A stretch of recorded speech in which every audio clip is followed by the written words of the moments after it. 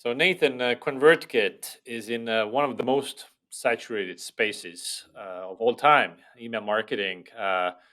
Do you call the category email marketing that you're in?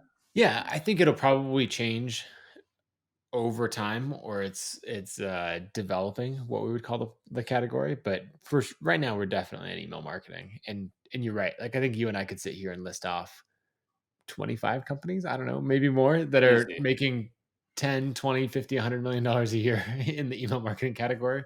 So it's ridiculously competitive. All right, so let's talk about how you compete. So currently, if we go to ConvertKit website, the marketing stuff, it's for creators, but Mhm. that's not how you got started. So in 2013, it was something else when you got started. What was it? Yeah, so I was trying to solve a specific problem, and the exact problem that I wanted to solve is was selling like ebooks online, specifically about designing iPhone applications, and I wanted an Right. easy way to give away like a sample chapter, and then send a series of emails, timed to convince you to like come back and buy the book, and that was totally a Hmm. pain to set up in Mailchimp and others. Or like giving away Hmm. a lead magnet or something. Like there just weren't tools for that. Um, So you came out with like a feature-based differentiation. yes. It's easier to do drip campaigns with ConvertKit. Yeah. Exactly. And so the early messaging was all around feature based things. And Hmm. part of the reason is that I didn't want to like narrow the market. If I went for a specific use case or something like that, then I felt like I was excluding people. And everyone would say Yeah. like, choose a niche. And that is the easiest advice to give and the hardest advice to take. And so it took me a Do long you time have to what's actually. your take on this advice right now? Oh, I think it's probably the best advice ever. Um, and it was actually my friend Tim Grawl who I think he was like 18 months into running the business that he kind of called me out on it, and he was like, "Hey, you gotta like choose something, choose one group because right now you're for everybody. I don't know, like Yeah. why don't you just do Mailchimp, but specifically for one group of people." Um, and the first group that we And tried was authors. We had a bunch like of book authors or yeah. I was trying to find the word to represent a group of people, who they had a blog, they were monetizing the blog, not just through sponsorships or ads, but also through products that they were selling. Mhm, And a lot of the world that I was in was like a lot of authors. So I learned a lot from people like Chris Gillibo or Tim Ferriss in the early days. And mhm, so I was like, how do you describe them? First, I tried authors. Two things happened right away. One, we got a lot of attention. Like it worked. People were like, "Oh, email marketing for authors! Like, great. Let me do a webinar to my audience. Like, let me help you. Let me introduce you to this person." Like it clicked. And people got it. The downside it is clicked that with the authors. it clicked with the authors and like potential marketing partners who were like, "Oh, now I know who I should connect you with." Right? Because people were like, Yeah, "How yeah, can I yeah. help you?" And you're like, "Oh, well, I'm looking for new customers." And you're like, Okay. What? Just tell me about your customers." "Oh, anyone who has this sort of problem." And that's just not compelling. Mhm, But if I say email marketing for authors, then they go, "Oh, I mhm, know 5 authors. Let me introduce you." Like, "Oh, my friend teaches a whole community of mhm, authors. Why don't you do a webinar with her?" You know, that sort of thing came really quickly. But where we ran into trouble is it ended up being a whole bunch of like wannabe authors who their dream was to maybe someday mhm, publish a book on the Kindle store or something like that. So it was like mhm. initial traction, and I went, "Oh, a niche is amazing." And then I realized this is the wrong niche. And so They don't have then money. we renamed it to, or like pivoted slightly and said email marketing for professional bloggers. And that was another twist of trying to like, it was the same audience I was trying to reach. I just used different terms to make that happen. Mhm, And that's when we started getting these people who had like maybe 10, 20, 50,000 people on an email list, who understood the balance between sponsorship, selling digital products, wanted to tag their subscribers, things like that. And that's when it really started to resonate. got it. At the time, were you also actively looking at your competition, like which target audience are they going after? Because you don't want to overlap and things like that.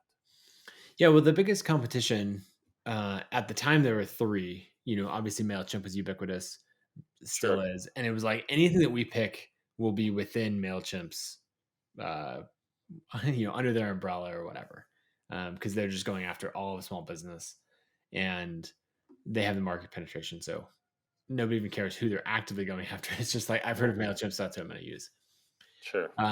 Aweber and Infusionsoft were the other two that we heard about most commonly. And so Aweber was all the marketers who'd been around for a long time.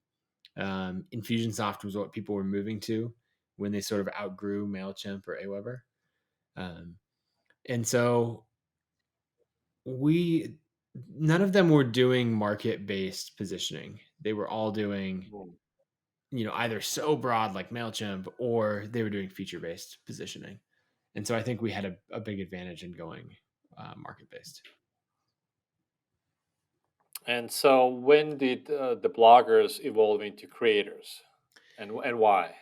Yeah. Well, we definitely had people who we thought of as bloggers who said, like, I don't think of myself as a blogger. All right. Um, and so whenever you narrow down that positioning, people are going to run into confusion around that. And you'll always have people at the edge cases like, well, I'm not that, but I'll use your tool. And you could be like, we think you are that. But the perception can always be different. Mm. The goal was always to expand from bloggers and start to, because you get people like take Pat Flynn from Smart Passive Income. Is he a blogger or a podcaster? And maybe first he was more of a blogger and now he's more of a podcast. Like, who knows? But Mhm. if you expand the circle a little bit, then um, you don't have to make that distinction. And now, So like, you further from widened like the go ahead. scope, and, introduced a bigger umbrella term. Yeah, and we actually went really niche. So, like, people hear professional bloggers and they're like, especially someone in the venture capital world would be like, that is a ridiculously specific niche. And it may be, but we actually went much further than that. Like, we would do direct outreach. So we'd make lists of customers who were on ConvertKit who were successful, and then like what category were they in, and then we'd go after other people in their space. So like imagine email marketing for paleo recipe bloggers who are women, because Oh, so like as I can marketing link campaigns, or as your overall positioning, or that was individual marketing campaigns. mm. And in some cases we made like industry pages related to those, but like small tweaks on Yeah, one yeah, template. yeah. It's really easy to swap out some headlines and Mhm. feature testimonial. But then what would happen is like when I do cold outreach, I'd ask like um using like nerdy data or built with, I'd scrape the web for people who are using Mailchimp, Aweber, etc. And then I'd email them and say, hey, I see that you're using Mailchimp. I'm curious, is there anything frustrating you about it? The reason I ask is I run ConvertKit. It's an email marketing platform for professional bloggers used by, and then I'd name drop the biggest name that I had, which like early on was like Pat Flynn. And then I try to Yeah. name drop the most relevant names. So if I'm going after like a tiny little circle, then I could name drop someone that the broader market wouldn't know or care about, but I knew that they knew because they're in the Mm. same like um, fitness or workout blogging community, or they're Yeah. both are men's fashion bloggers in New York. And it's like, I know you know this person. And so that would let me go out, basically take one or two customers that were successful and sort of draw a circle wider around them. Um, and those campaigns really worked really well. Like just for some revenue numbers, we started that in the very beginning of 2015, and we were at 2,000 a month in revenue. And by the end of that year, we were at 100,000 a month in revenue, um, from And a was combination of direct like sales, these were like cold email campaigns or ads, or cold email campaigns. Um, Mhm. as in, like I would send them personally. I have never been a fan of like bulk mail merge tools or anything like that for Right. outbound email. I don't know. I think it's sleazy. Um, But if you're researching, like scraping a list and then researching each person and like making a pitch for each one, uh, I think that works really well. So when you adopted this, it's ConvertKit is for creators. Yeah. Was it just that, hey, this is a nice way to say who we're for, or did it also come with some product decisions like let's build a 10x solution for this particular audience? Yeah, I think it was mostly iterating on the same roadmap that we already had planned, and so it wasn't a huge pivot. It was just the natural evolution. There are things like we built in direct integrations with YouTube and Instagram and other platforms so that you could pull media from plenty of places. Um, Hmm. Another thing would be like building out our landing pages product, because we Hmm. found that a lot of creators would have like a YouTube channel and not actually have a website, which was super interesting. Or like Instagram but no website, or maybe they're just using Linktree or something. So there's no way to grow a list. And so by adding the landing page part, it went from like you have to be a blogger to use the tool to like your entire web presence, if it's relatively simple, could be on ConvertKit. Um, Hmm. because so many people are building big audiences without a blog. Um, so it was important to add that. Right. A lot of tools in the email marketing category are still playing the features game. You have X features, I have X plus one. Right.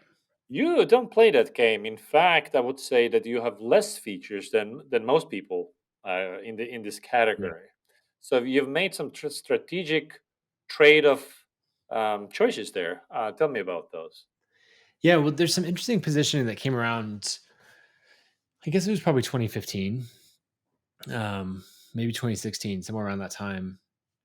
One of our customers, a couple named Seth and Katie Spears, who run a blog called wellnessmama.com. Oh And yeah, they're, I know that. yeah, 700,000 or 800,000 subscribers, and they're wildly successful. And Seth said this line to me at a conference. He's like, "Yeah, ConvertKit is the power of Infusionsoft, but easier to use than Mailchimp." And that was like a throwaway comment that he just used to describe it. And I was like, "Sorry, Seth, what did you just say?" Like that, like repeat that to me. And he repeated it, and I wrote it down. And we use that in so many campaigns, cold emails, and everything.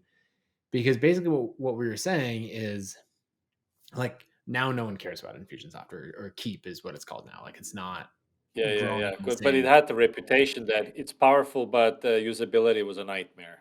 So Yeah, and complex. Mailchimp had the inverse reputation of like it's easy to use, but you'll outgrow it really quickly. Um, Right. You just send your newsletter and that's it. Yeah. yep. And so what that line allowed us to do is perfectly bracket ourselves in the market, and we always ran it as a quote or a testimonial from Seth. Um, and uh, then there were other things like Pat Flynn when he published a blog post. He published why I switched from Aweber to Infusionsoft to ConvertKit. And that ended up being really important because if he had switched from Aweber to ConvertKit, people would say like, "Yeah, but you didn't use Infusionsoft, which is the pro tool." Yeah. But he said like in there, and he legitimately had used Infusionsoft. He said was able to like tell a story in that headline of like, "No, I did, and this is Mhm. better." Um, and So it was so, kind of like you were piggybacking off of known brands yep. and people had certain ideas associated with those. Yeah, exactly. And what was interesting is we were able to like execute on that promise of like the power of X with the simplicity of Y, because it was only for the narrow market segment of Z, of creators or professional bloggers. So whereas Infusionsoft or Mailchimp or others had to build this feature set of like, here's the CRM functionality, or like, I just got off the phone with a client, let me log info about this deal. Um, they had to maintain all of that. That we could just say, oh, we're just not building any of those features, because the professional bloggers, the creators, they don't care about that. They're not ever going to be like, oh, this is this subscriber's spouse's name so that I can remember, to mention that on my next sales call. Hmm. Um, and so we're able to be really opinionated about the features that we build. And then, so what's interesting, you mentioned not playing the feature game. I think we can play it better than they can in our market. And so like Right, you can focus better.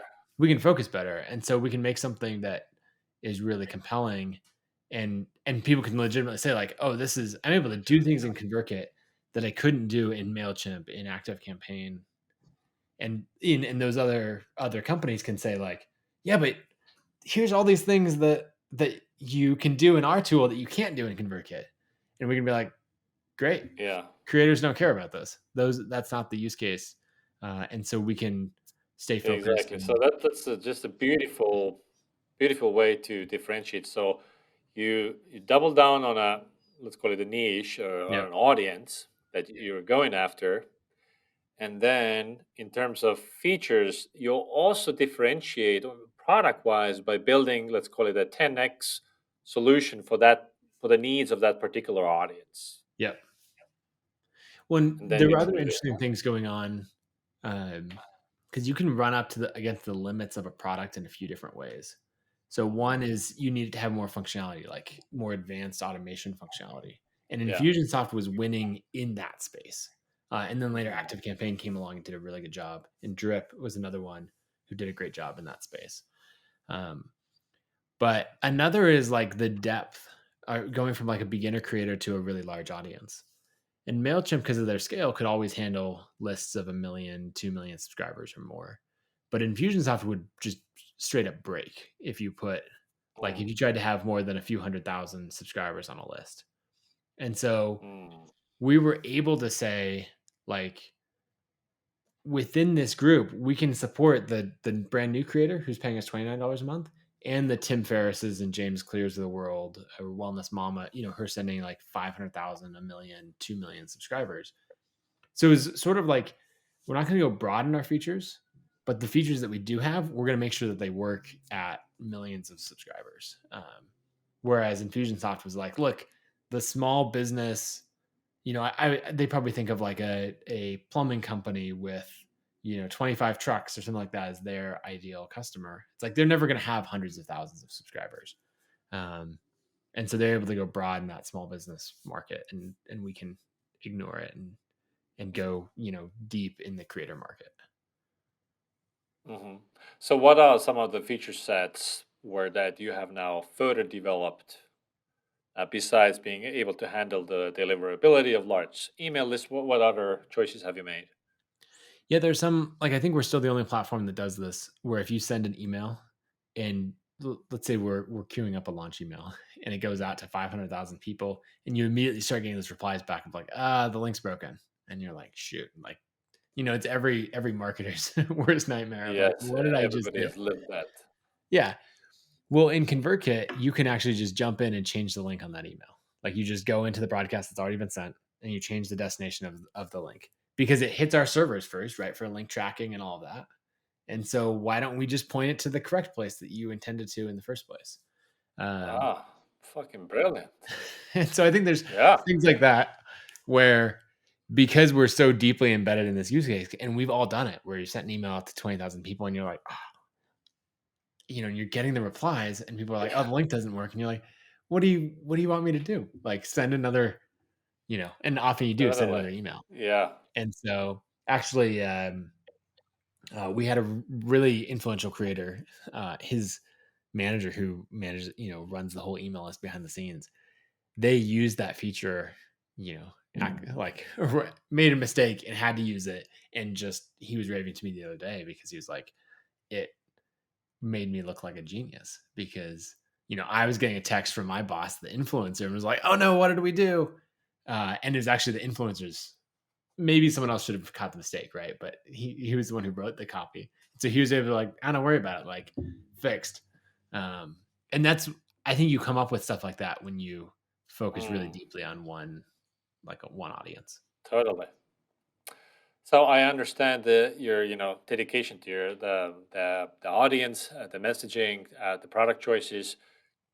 Let's talk about also the brand. So a lot of companies, like once you reach a certain level of maturity, Hmm. brand becomes why people choose you. Like Yep.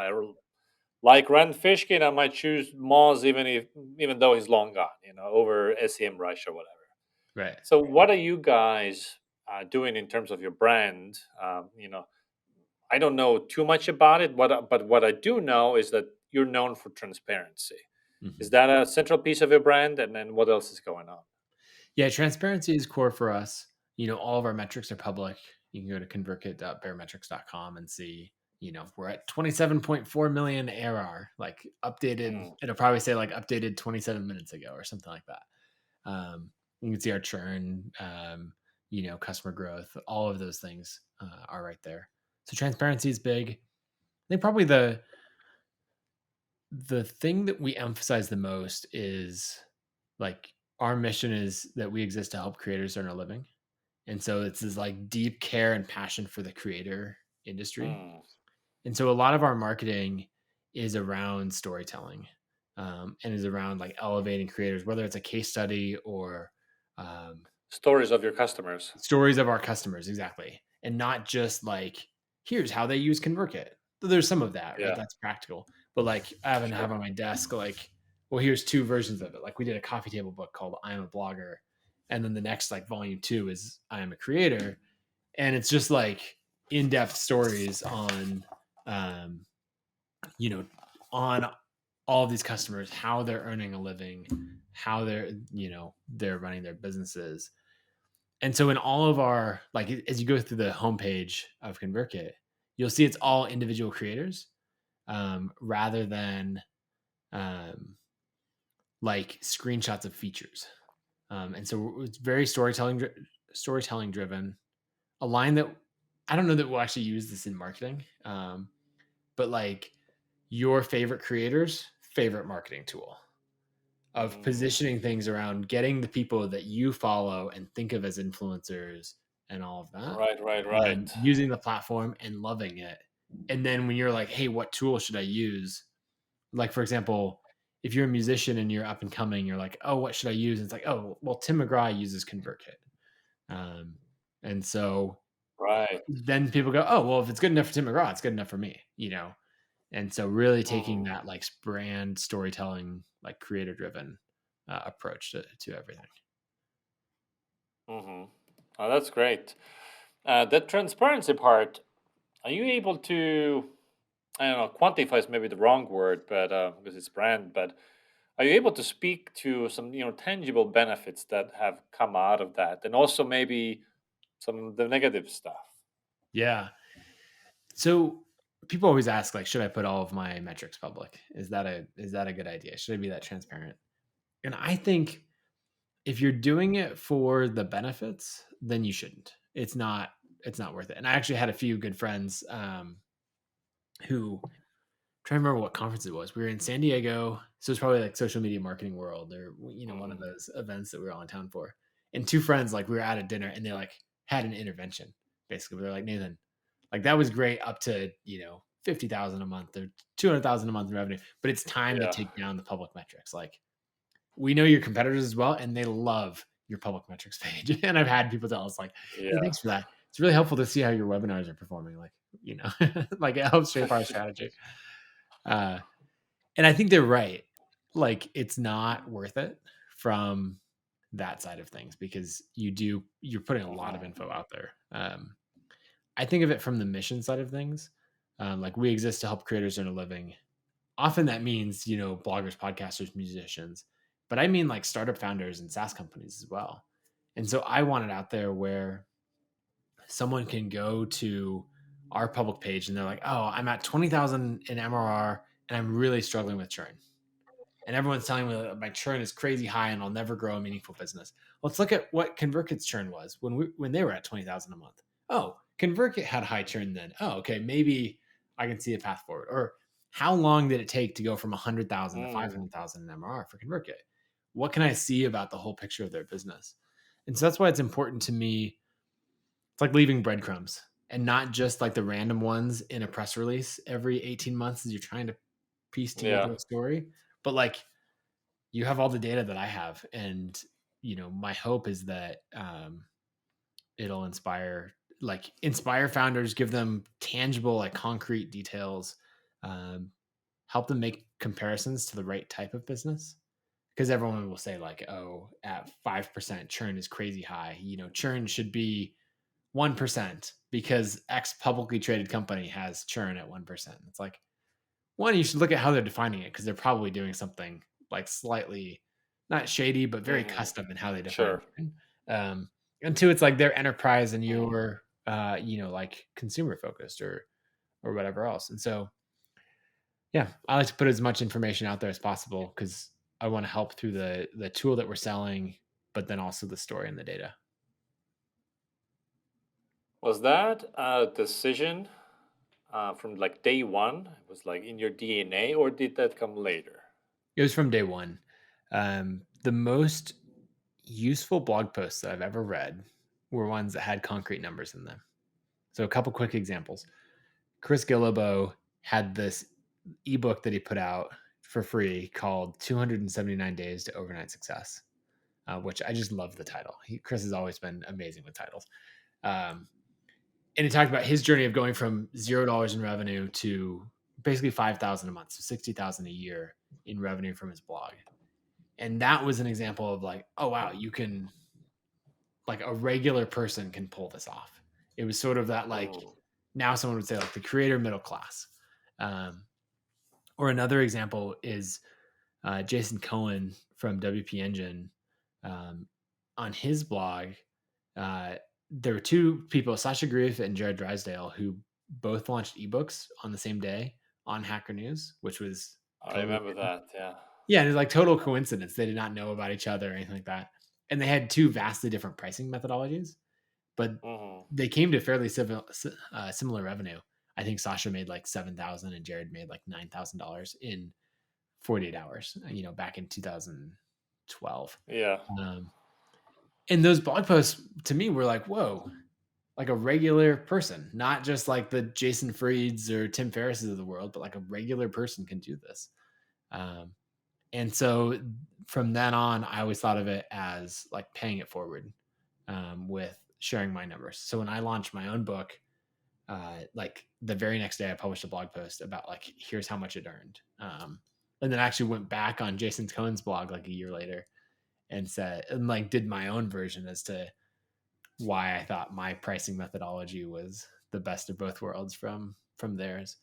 And then when I started ConvertKit, I built it all in public, back in 2013. I blogged the revenue Ahead all. of the curve.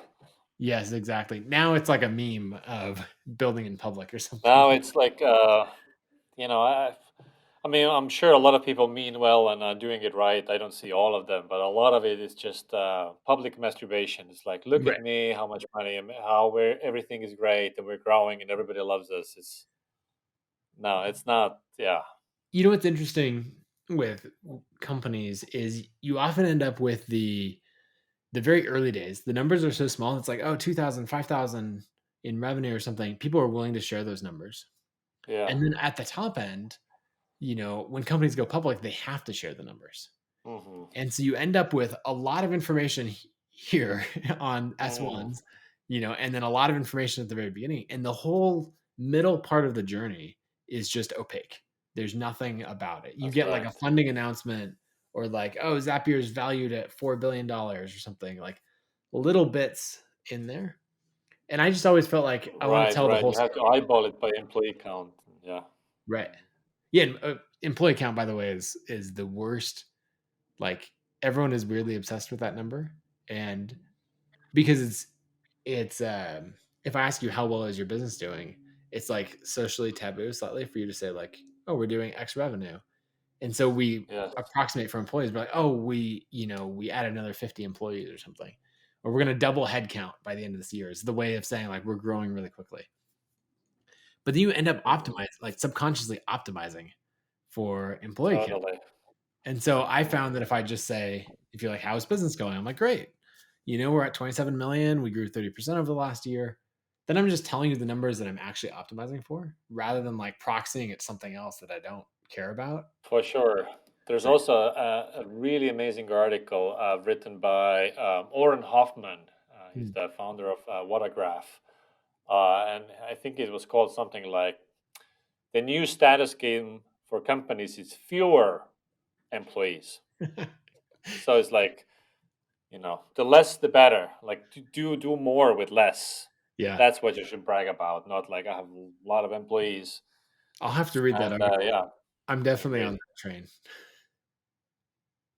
Uh, Let me ask you also about moats.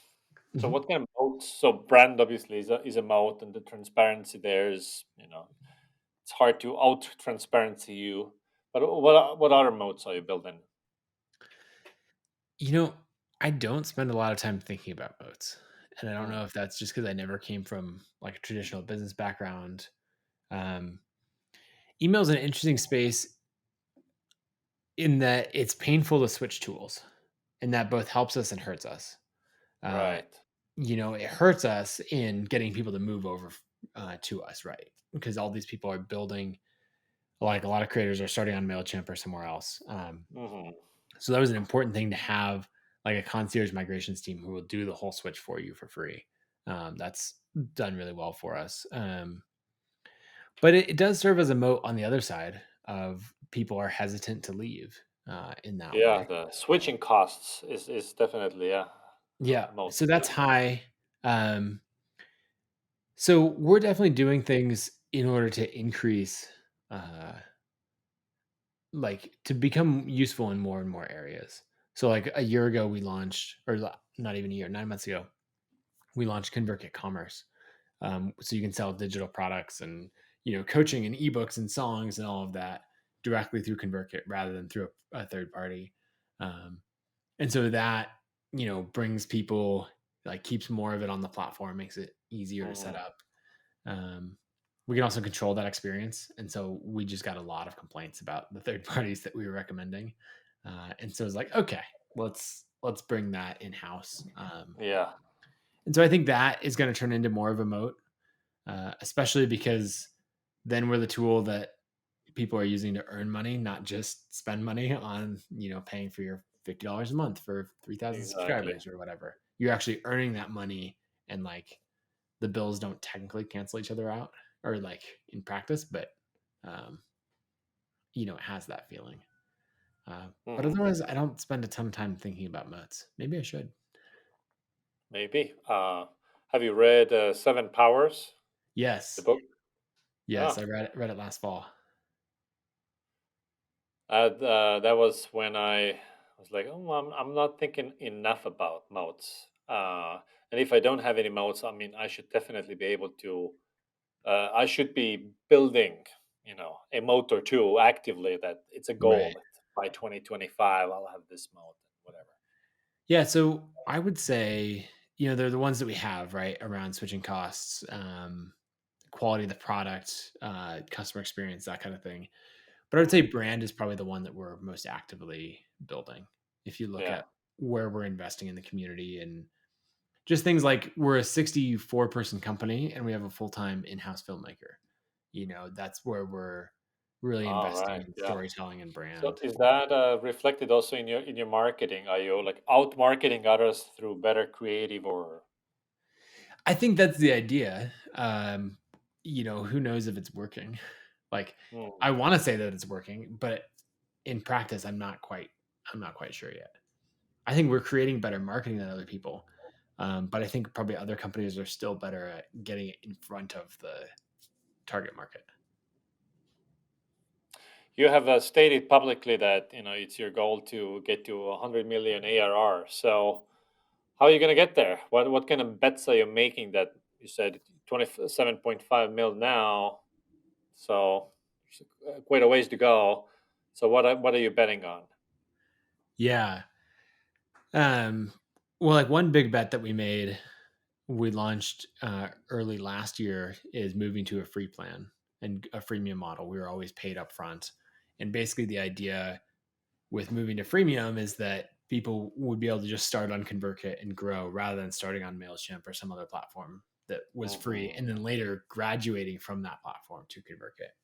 Um, and so over the last, I guess we launched that, yeah, just over a year ago. So in that time, we've had about 340,000 creators sign up for the free plan. We run like a 4 to 5% free to paid conversion rate. So that's a big bet. We're still trying to figure all that out. Like, there's lots of experiments in there of like, can we build a referral program into that? And it's like, not as well as we thought, you know. Um, Commerce is another big bet of basically looking at companies like Teachable, Shopify. I mean, Squarespace's S1 just came out. Like, commerce is doing very well for Squarespace, and that's one. Well, like, let's take Teachable as an example because they're about our size on the revenue side of things, um, or like on the SaaS subscription side. But since they added Teachable payments, um, they've grown like crazy, you know. And so now their payments revenue represents almost as much revenue as their like subscription SaaS revenue. And Shopify, you know, very similar things are true for them. And so, like, I think that's going to be a huge thing for us is in processing around payments. Um, we'll not only get that moat and more of that lock in and a better user experience, but I think, you know, I think when we're at 100 million ARR, I bet 40 million of that a year, maybe more, will be payments revenue. All right. Well, I'll be tuning in with you then to see whether that bet paid off. Thanks Yeah. so much, Nathan, for coming on. Yeah. Thanks for having me.